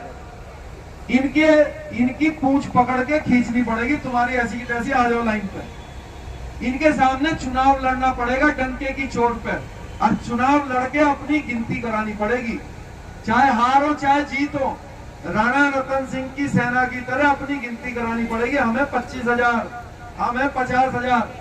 तो अगर आप आज लोकतंत्र का साका करने के लिए तैयार हो, भाई राजतंत्र में साका में तो गर्दन कटती थी, लोकतंत्र के साके में कुछ नहीं कटता, लेकिन स्वाभिमान बढ़ता है। तो अगर लोकतंत्र का साका करने के लिए आप तैयार हो, तो मैं फिर पुनः निवेदन राकेश तंवर जी से करूंगा कि भाई आप अपने जो ईमानदारी मेहनत की जो आपकी कमाई है, उसमें से समाज के नाम पे 50 लाख समझो कुएं में डाल दो, तो डाल देंगे, हमारे कहने से डाल दो। अगर आप ईमानदारी के साथ इनका साथ देने के लिए तैयार हो, और अगर कोई ऐसी भाई पेट में कोई भेद छुपा है, या फिर उस परवर्ती के हैं कि भाई माँ पद्मावती को दे दो और कोई बात नहीं जान बचा लो, अगर उस परवर्ती के राजपूत यहाँ बैठे हैं, तो भाई क्यों अपने किसी भाई के नुकसान करते हो, क्यों उसको डुबाते हो, हमारा भी समय खराब करते हो, और जो कुछ और यहाँ ईमानदार लोग बैठे हैं उनका भी कीमती समय खराब हो। आज ये पहली पंचायत मैंने देखी हरियाणा में, मैंने 1000 पंचायतों में गया हूँ, पहली पंचायत राजस्थान में, मध्य प्रदेश में तो ये आम बात है, पहली पंचायत मैंने देखी है जिसमें हमारी माताएं बहनें भी यहाँ पर बैठी हुई हैं। मैंने इससे पहले किसी पंचायत में अपनी माँ बहनों को बैठे नहीं देखा। तो हमारी माता बहनें भी बैठी हैं, इनके में स्वाभिमान और सम्मान की बात है। तो यहाँ पे अगर इस प्रवृत्ति के बैठे हैं कि भाई माँ बहन के इज्जत का कोई सवाल नहीं है और बुजुर्गों के कोई सम्मान की कोई चिंता नहीं है, तब तो देखो बात बनेगी नहीं। और अगर आप इस पे सहमति करते हो और मन से सहमति करते हो, तो आज से और अभी से बिगुल बजा देंगे, और 25 मई तक एक भी दिन हम में से कोई रुकेगा नहीं, और 25 मई को पूरा डंके की चोट पे अपने बटन दबा के, और जब रिजल्ट आएगा, जितना भी जो भी रिजल्ट आएगा, हम चाहे जीते चाहे हारे, हम चुनाव लड़ेंगे जीतने के लिए। हमारे बाबूजी ने पूरा समीकरण बता दिया। आज 36 बिरादरी इस बात का इंतजार कर रही है कि क्षत्रिय जो है आगे झंडा लेके तो चले। ये तो वो कौम है जो हमेशा सबके अधिकारों के लिए अपना जीवन तक कुर्बान कर दिया। तो 36 बिरादरी आपके साथ आएगी अगर आप अपना झंडा, अपना प्रत्याशी आगे लेके चलने के लिए तैयार हो। अरे गांव में आपकी बात कौन नहीं मानेगा, बताओ आप। आपके यहाँ पे कम से कम 70-80 गांव हैं। अगर 70-80 गांव के वोट भी निकाल लोगे तो कम से कम 5 लाख वोट बैठेंगे।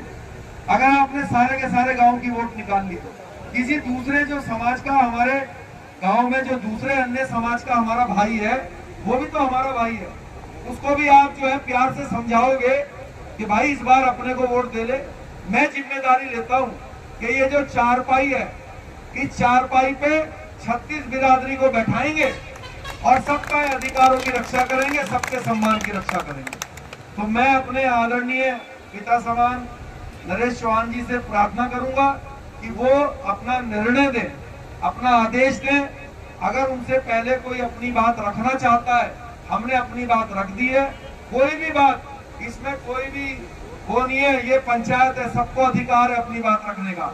लेकिन मैंने आपको एक क्राइटेरिया बता दिया, बिना 1 करोड़ के चुनाव लड़ने का वो है, फिर मतलब टाइम पास वाली बात।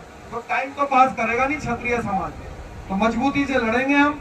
ये मैं आपसे निवेदन करूंगा। हमारे आदरणीय भाई साहब अपनी बात रखेंगे। बहुत बहुत धन्यवाद। कुलाना गांव की इस पावन धरा के और इस स्थान के अधिष्ठाता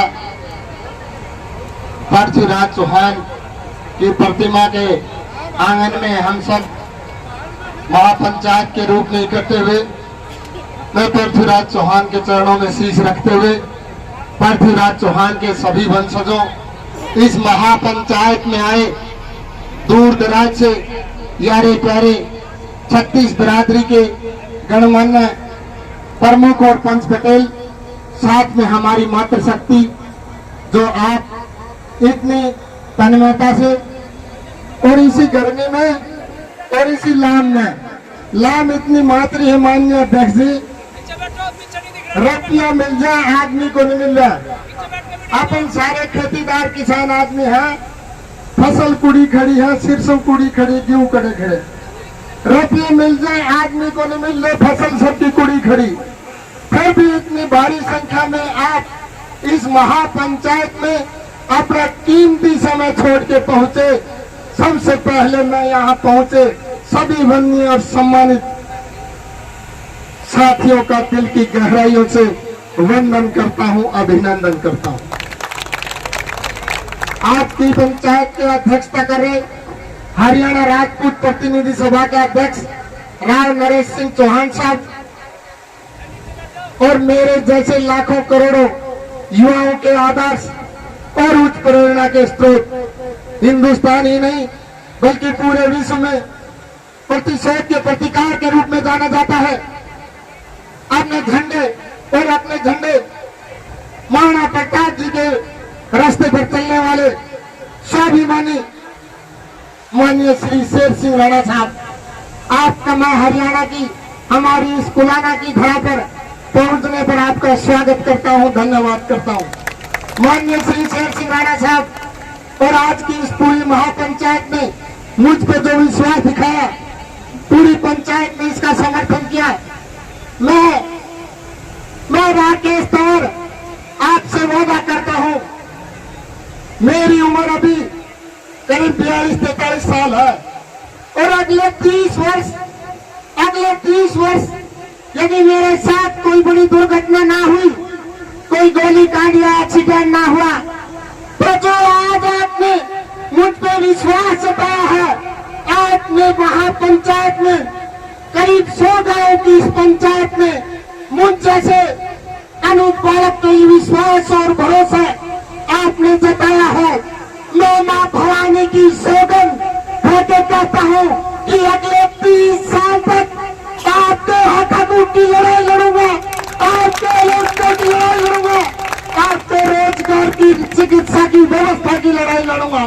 पूर्व में वक्ता कह रहे थे कि आपने पिछले 5 साल से चाहे वो पद्मावती फिल्म का आंदोलन हो, चाहे कैथल कांड हो, चाहे दिल्ली का जंतर मंतर वीपी सिंह के उम्र के ऊपर का आंदोलन हो और चाहे राम मंदिर का आंदोलन हो, हमने जेलों में गए, लाठ रखाई, मुकदमा दर्ज कराए, सड़कों पे लहू लुहान हुए।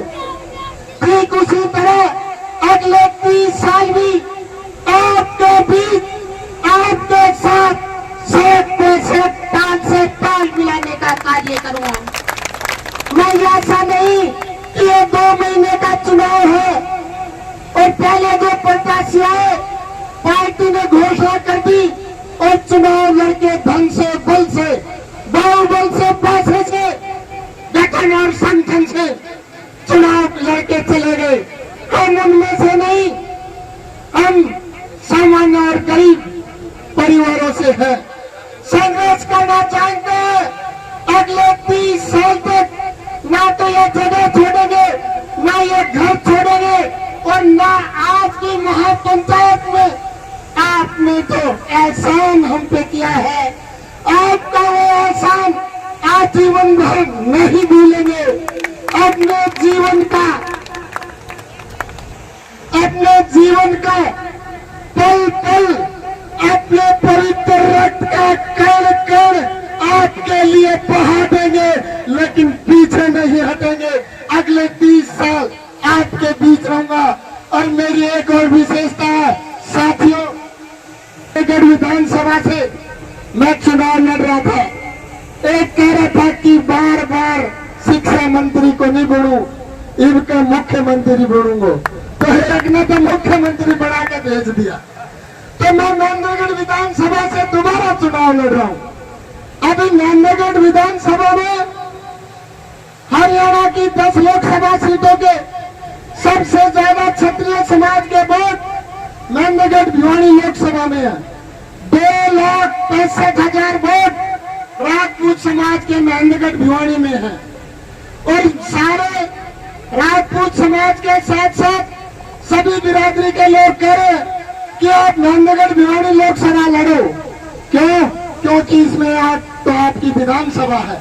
आप विधानसभा में निरंतर सक्रिय हो या लड़ो, और लोकसभा में लड़ो। सबसे ज्यादा बॉडी समाज के हैं, और कांग्रेस बीजेपी दोनों पार्टियों ने ऐसे प्रत्याशियों को टिकट दिया है, क्षत्रिय समाज ही नहीं, उनके सहयोगी समाज भी उन दोनों प्रत्याशियों को वोट नहीं देना चाह रहे। बार बार अपील कर रहे। अभी माननीय अजय सिंह चौटाला साहब जी से भी बात हुई थी। भारतीय जनता पार्टी के उन प्रत्याशियों से नाराज बड़े बड़े संगठन के लोग ऊपर बैठे हैं, उनको भी फोन आए कि आप मेहनगर भिवानी से चुनाव लड़ो तो आप इन दोनों को पस्त कर सकते हो। मेरा एक मातृभूमि रही है, कार्य क्षेत्र रहा है। मेरी भी पूरी रुचि मेहनगर भिवानी लोकसभा से चुनाव लड़ने की थी, लेकिन माननीय श्री शेर सिंह राणा साहब, माननीय श्री राव नरेश सिंह चौहान साहब, आज की ये महापंचायत, आज की ये सरदारी ने आप सब ने ये जूड़ा रख दिया, आप सब ने मेरे ऊपर ये रख दिया बा इतना बड़ा विश्वास। तो मैं अपनी पूरी तन्मय से, पूरे जी जान से, अभी कोई साथी कह रहे थे कि 2 महीने पूरी ताकत लगानी पड़ेगी। अरे हम तो वो कौन है जिसने एक पसीना भी हमारे लिए बहा दिया, तो उस पसीने का कर्ज रक्त से उतारते हैं, हम उस वंशज हैं। तो 2 महीने नहीं, 2 महीने तो चुनाव चलेगा, 2 महीने चुनाव ही चलेगा। अपना पूरा जीवन, अपना पूरा मन धन तन आजीवन भर आपको समर्पित है। और रात के 12 बजे, दिन के 12 बजे ना अपॉइंटमेंट लेने की जरूरत, ना फोन करने की पूछने की जरूरत, ना इजाजत लेने की जरूरत, ना कोई मिलानिया बिचौलिया, ना कोई मुलाकात करानिया बिचौलिया। आपका अपना बालक है, आधी रात में गेट का लात मार दियो, पहली लात में गेट खुल जाएगा।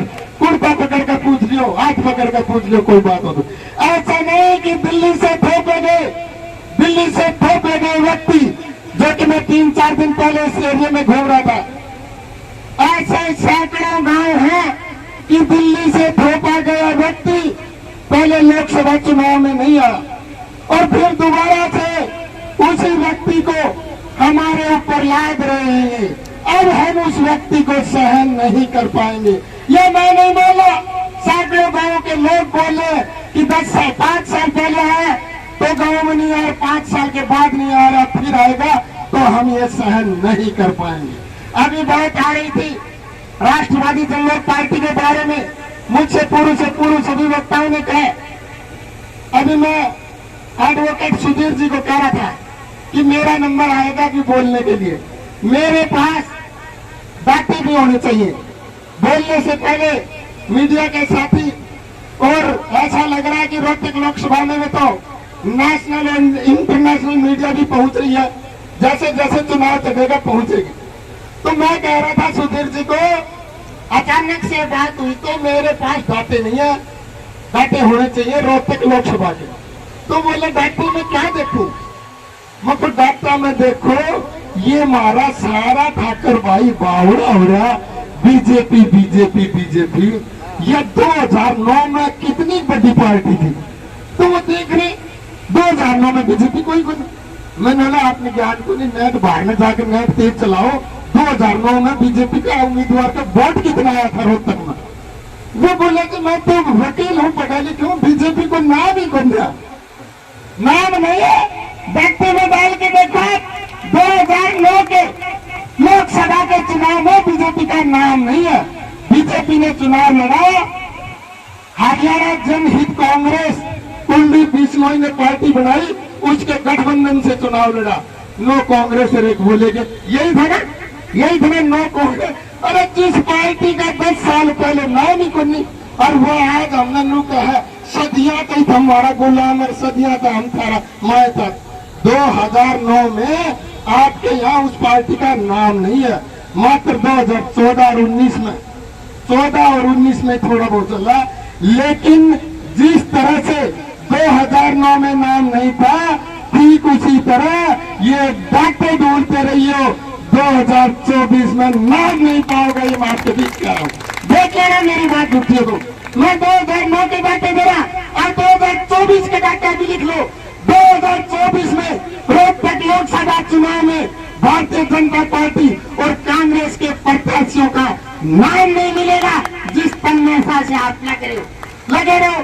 आप सभी ने इतना पूर्णतः कीमती समय दिया और मैं शब्दों के भाव में या शब्दों में वो शक्ति नहीं है, कोई भी व्यक्ति अपना भाव शब्दों के जरिए नहीं कर सकता। और मैं अपने पूरे भाव के साथ पत्रकार साथियों, आप सीधी नजर रखियो, आप सीधी नजर रखियो। 2 महीना का कोई 30 साल का अपना बंधन है।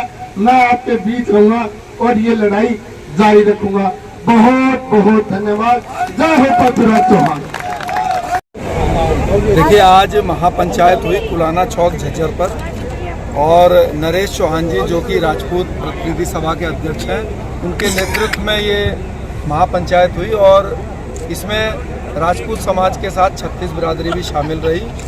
इसमें यह निर्णय लिया गया कि कब तक हम बीजेपी कांग्रेस की गुलामी करते रहेंगे, कब तक उनकी चटाई बिछाते रहेंगे। पूरा परिश्रम, पूरा जीवन लगाने के बाद भी ना भाजपा ने, ना कांग्रेस ने कुछ दिया, ना भाजपा ने कुछ दिया। तो क्यों ना हम अपने समाज के एक ऐसे व्यक्ति को चुनाव लड़ाएं, अपनी पार्टी से खुद चुनाव लड़ाएं, जिससे कि हार जीत के परिणाम से ऊपर उठकर चाहे हम हारें चाहे जीतें, पहले हम लड़ें और लड़के अपनी गिनती कराएं। तो आज सभी की सहमति से यह निर्णय लिया गया कि जो राकेश तंवर जी हैं रोहतक लोकसभा से, उनको जो है चुनाव लड़वाया जाएगा राष्ट्रवादी जनलोक पार्टी से। और नरेश चौहान जी ने और जितने भी 36 बिरादरी के यहाँ पे बड़े बुजुर्ग थे, उन्होंने सिर्फ वोट की ताकत दिखाने के लिए नहीं यहाँ कहा, धन से भी जो है कम से कम भी मुझे लगता है कि 15 से 20 लाख रुपया जो है उन्होंने आज इस सभा के अंदर ही जो है एक कलेक्ट करके भी जो है राकेश तंवर जी को चुनाव लड़ाने के लिए दिया है। तो तन मन धन से पूरा समाज इनके साथ है और हमारी पार्टी रोहतक लोकसभा जीतने के लिए चुनाव लड़ेगी। और मैं आपको विश्वास दिलाता हूं, जैसा कि राकेश तंवर जी ने भी कहा कि जैसे 2009 में एक बड़े राजनीतिक दल का नाम डाटा में नहीं था, इस 2024 में दोनों राष्ट्रीय दलों का डाटा से नाम गायब कर देंगे और राष्ट्रवादी जनलोक पार्टी यहाँ पर अपनी जीत निश्चित करेगी। क्या आपने जो बात कही है, तो कांग्रेस और बीजेपी से मोह भंग का मुख्य कारण क्या है? देखिए, आपके सामने आज 75 साल हो गए। 75 साल से जिस राजपूत समाज की 8% की आबादी है पूरे हरियाणा में, उसको किसी ने इस लायक नहीं समझा कि एक टिकट दे देते और लोकसभा में बैठाने का काम कर देते। 75 साल से आज तक, जब से हरियाणा बना है, जब से देश बना है, एक भी राजपूत व्यक्ति लोकसभा का सदस्य बनके या राज्यसभा का सदस्य बनके हरियाणा से किसी भी पार्टी ने नहीं भेजा। तो ये अन्याय है। हमने भी वोट दिया है, समाज ने वोट दिया है। 8% का वोट कम नहीं होता। कभी कांग्रेस को दिया है, कभी भाजपा को दिया है, किसी ने भी इस लायक नहीं समझा। तो आज समाज जो है इस बात के लिए मजबूर हो गया है कि इन दोनों ही राजनीतिक दलों को जो है सबक सिखाया जाए, जिससे कि विधानसभा चुनाव में जो है ये हमारे साथ भेदभाव करते हुए 1000 बार सोचे। आपकी पार्टी हरियाणा में इनेलो के साथ चुनाव लड़ रही है, तो कितनी सीटों पर इनेलो चुनाव लड़ेगी और कितनी सीटों पर आरजेपी चुनाव लड़ेगी? देखिए, इनेलो से हमारी 2 बातचीत हो चुकी है जी, क्योंकि ये जो रोहतक का प्रत्याशी है ये समाज ने तय किया है। तो समाज किसी भी पार्टी से बड़ा होता है, समाज इनेलो और राजपा से बड़ा है, क्योंकि समाज ने तय कर दिया है। तो रोहतक लोकसभा तो लड़ी ही जाएगी। राष्ट्रवादी जनलोक पार्टी ये लड़ेगा ही रोहतक लोकसभा, क्योंकि इसमें चाहे मैं हूँ चाहे कोई भी है, सब समाज से बंधे हुए हैं और समाज ही पार्टी बनाने वाला है, समाज ही आगे बढ़ाने वाला है। तो इनेलो के साथ मिलकर कितनी सीटों पर लड़ा जाएगा ये तो भविष्य में पता चलेगा, लेकिन रोहतक लोकसभा राष्ट्रवादी जनलोक पार्टी राकेश तंवर जी को प्रत्याशी के रूप में लड़वाएगी। ये बात समाज ने आज तय कर दी है और ये निश्चित है। देखो, आज महापंचायत में राजपूत समाज के नेतृत्व में बनाई गई थी, जिसमें 36 बिरादरी शामिल थी और आप देख भी रहे थे 36 बिरादरी की भाइयाँ थी। किसान संगठन और सैनिक संगठन के लोगों ने भी यहाँ आके हमारे को समर्थन दिया है। मैं उन सभी सामाजिक संगठनों, किसान संगठन या सैनिक संगठन 36 बिरादरी का बहुत बहुत आभारी हूँ कि कि उन्होंने आगे सर्वसम्मति से हमें यहाँ चुना और अपना भरोसा दिखाया। रणनीति क्या रहेगी सामाजिक समरसता को जोड़ने के लिए? आपका क्या एंगल लेके चलेंगे? ये मैं बताऊंगा। कोई नहीं। अब 2019 में मेंदीगढ़ विधानसभा से चुनाव लड़ा था, तो मेंदीगढ़ विधानसभा के चुनाव में सभी बिरादरी धर्मों के लोग हमारे साथ थे और हम ऐसा नहीं कि पहली बार चुनाव लड़ने जा रहे हैं या नौसिखे हैं या बच्चों की तरह या बचकाना कोई हरकत कर देंगे। हमने हरियाणा में जितने भी आंदोलन हुए हैं, क्षत्रिय समाज के ऊपर अत्याचार हुआ है, शोषण हुआ है, लाठीचार्ज, मुकदमे दर्ज, इतिहास चोरी जैसे मुद्दे, तो सभी आंदोलनों में अग्रणी भूमिका निभाई है। लेकिन किसी अन्य समाज की भावनाओं को ठेस पहुँचे या किसी अन्य समाज के बारे में कोई हल्की लैंग्वेज हो या रफ लैंग्वेज हो या ऐसी कोई भी शब्दावली या ऐसा कोई भी कार्य हमारे जरिए नहीं किया गया है, ना ही हमारे कार्यकर्ता फॉलोअर्स के जरिए किया गया कि समाज में सामाजिक भाईचारा घटे, बल्कि हमने 36 बिरादरी से आह्वान किया है कि सभी आंदोलनों में वे आएँ और अपने सहयोग दें। आप देख रहे थे, हमने मेंदीगढ़ विधानसभा से चुनाव लड़ा तो भारतीय जनता पार्टी का हरियाणा में नारा था, अब की बार 75 पार। अभी हमने रोहतक से आगाज़ किया है, भारतीय जनता पार्टी का नारा था अब की बार 75 पार, तो 75 से आधे पे आ गए थे वो। अब की बार उनका नारा है अब की बार 400 पार, तो ठीक उसी तरह आधे तो समझ लो। हमने 8 सीटों पे चुनाव लड़ा था, 7 सीटों को भारतीय जनता पार्टी को मजबूर कर दिया था घर बैठाने के लिए। तो अभी लगभग 5 सीटों पे चुनाव लड़ेंगे, तो उन 5 सीटों पे तो कम से कम भारतीय जनता पार्टी अपने प्रत्याशी विड्रॉल करे तो ही ठीक रहेगी। सर्व जातीय और महापंचायत का कैंडिडेट, मतलब हरियाणा की जो खाप और पंचायत संस्कृति है उसको जिंदा करने के लिए आज ये पंचायती कैंडिडेट राकेश तंवर खड़ा किया गया है। क्योंकि इन सरकारों ने इस पिछले 10 साल में हरियाणा की खाप और पंचायतों को एक किस्म से घर बैठाने का, उनकी पावर छीनने का और उनको कहीं ना कहीं कुंठित करने का काम किया। हमारा रोहतक लोकसभा क्षेत्र में जो इन्होंने फरवरी 2016 में जाट और नॉन जाट का नैरेटिव देके और खूनी खेल खेला था, खट्टर पंजाबी होते हुए पंजाबियों की सुरक्षा नहीं कर पाया था, लेकिन इन्होंने जाट नॉन जाट के नैरेटिव को वो करा और अब 2 महीने 4 महीने के लिए, क्योंकि झज्जर में सैनी समाज ने भी वहां कुर्बानी दी थी उस आंदोलन में, मल्लम के रूप में नायब सैनी को इन्होंने मुख्यमंत्री की कुर्सी पर बैठाया है। हम इस जाट नॉन जाट की राजनीति को खत्म करके 36 बिरादरी की राजनीति को, सामाजिक सौहार्द और हरियाणा की खाप और पंचायत संस्कृति को पुनर्स्थापित करने के लिए आज ये पंचायती कैंडिडेट उतारा है। और हमारा नारा भी कि हवा दिल्ली से नहीं चलेगी, हवा हल्के से चलेगी, हवा पूंजीपतियों के द्वारा बनाई हुई नहीं चलेगी, हवा लोकशाही के इस प्रजातंत्र के जो मालिक हैं असली मतदाता, उनके द्वारा जो हवा चलाई जाएगी वो दिल्ली का तख्तो-ताज पलटेगी और वो दिल्ली का तख्तो-ताज बनाएगी। ठीक है जी। परमार जी आज की महापंचायत में पहुंचे हैं, रोहतक लोकसभा से कैंडिडेट है वो भी चुन लिया गया है, क्या कुछ कहेंगे? देखिए, आज 36 बिरादरी की पंचायत के द्वारा लिया गया निर्णय और ऐसा पूरे हरियाणा में पिछले 75 सालों में पहली बार ऐसा हो रहा है कि रोहतक लोकसभा के लिए एक पंचायती उम्मीदवार की घोषणा की गई है। और इत्तेफाक से ये हमारे लिए सौभाग्य है कि राष्ट्रवादी जनलोक पार्टी का कैंडिडेट आज हमने फाइनल किया है राकेश तंवर, जिनका पीछे 10 साल का काफ़ी लंबा इतिहास रहा है संघर्ष का, चाहे हरियाणा के स्थानीय मुद्दे रहे हों, चाहे सामाजिक मुद्दे रहे हों, चाहे 36 बिरादरी की कोई अभी जितने राकेश तंवर जी ने सभी में बढ़ चढ़कर हिस्सा लिया है। और ये पूरी 36 बिरादरी और पूरा रोहतक लोकसभा के जितने भी क्षेत्र से यहाँ पे लोग आए हुए थे, सभी ने एक स्वर में यह आश्वासन दिया है कि न केवल हम वोट के जरिए बल्कि राकेश जी को तन मन और धन से उनकी सहायता करेंगे और अब की बार आने वाले परिणाम आपको चौंकाने वाले साबित होंगे, ऐसा मैं आपको दावे के साथ कह सकता हूँ।